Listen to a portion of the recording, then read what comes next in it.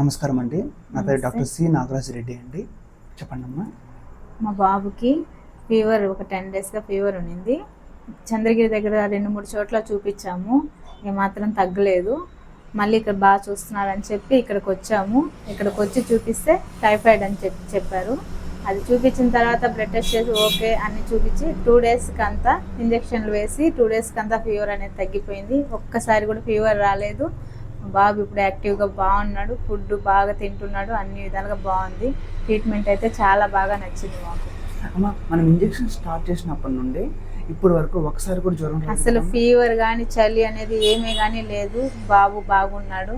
మాకు చాలా బాగా హ్యాపీగా ఉంది. ఇక్కడికి వచ్చి చూపించుకొని బాబుని ఇంకా హ్యాపీగా పంపిస్తున్నాము ఇంటికి.